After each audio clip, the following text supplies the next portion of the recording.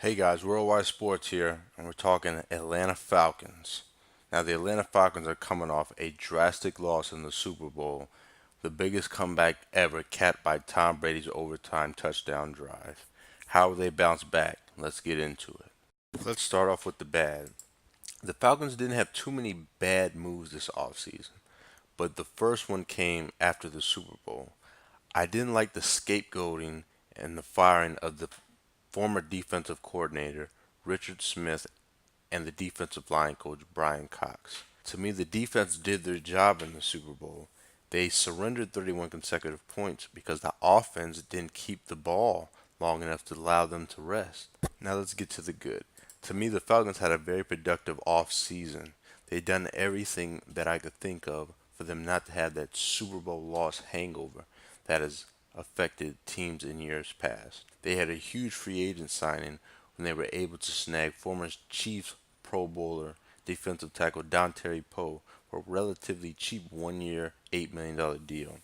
I also like that they extended the contract of former Ravens pick Courtney Upshaw, and they also re signed Matt Schaub to solidify the backup quarterback position. Some other low radar free agent moves were they signed former Cowboys defensive lineman Jack Crawford. Let's talk a little bit about the draft. With the first pick in the draft, the Atlanta Falcons selected Tack McKinley, defensive end out of UCLA. With this draft pick, Vic Beasley now has a partner in getting to the quarterback. The Falcons need to have a strong pass rush in their division, as every team has a good Pro Bowl caliber quarterback. After trading out of the second round, the Atlanta Falcons, with their third round pick, selected Duke Riley, the linebacker out of LSU. Riley has that coveted speed that Coach Dan Quinn loves. In the fourth round, they selected Sean Harlow, the guard out of Oregon State. With veteran guard Chris Chester retiring this offseason, the Falcons were able to add a young piece who could develop into a starter.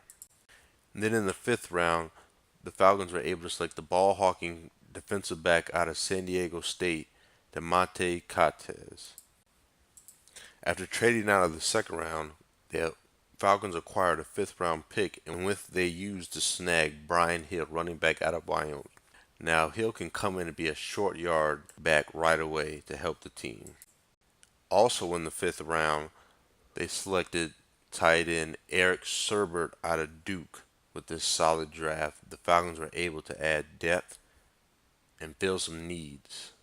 The Falcons defense looks to improve from their 27th ranked overall defense, allowing 25 points per game. With the addition of Poe and with their star cornerback Desmond Trufant healthy, they should look to improve on those numbers. Vic Beasley, who had an outstanding season last year with 15 and a half sacks, now has a little bit more help up front, relieving some of the pressure and hopefully allowing him to get to the quarterback even more frequently. With roughly 70% of their salary cap dedicated to the offense, it's paramount reigning MVP Matt Ryan lead this team. Ryan is coming off a historical season where he threw for just under 5,000 yards, along with 38 touchdowns with only 7 interceptions. The vaunted offense is coming off a year where they average 33.8 points per game. We're third in the NFL in passing yards and second in the league in total yards, just behind the New Orleans Saints, their division rival. The Falcons return all their explosive playmakers from the last year's number one rated point scoring offense last year.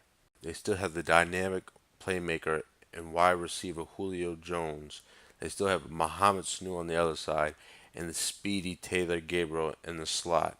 Now, how does Matt Ryan bounce back? MVP of last year. To me, he had a very disappointing Super Bowl. I feel like he got a great pass, honestly, because I feel like most of the Super Bowl should fall on his shoulders. Dan Quinn's coaching staff took some major hits.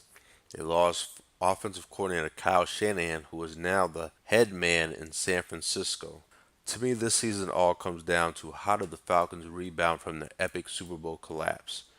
Do they fold under the pressure or do they rise to the occasion? All right, guys, that's it. Falcons Nation, let me know. Comment down below, hit the subscribe button. Who do you guys think is going to win the NFC South? It's a stacked division. Every team in this division has a Pro Bowl caliber quarterback. I cannot wait to see these games. Let me know. We're out. This has been a Worldwide Sports production.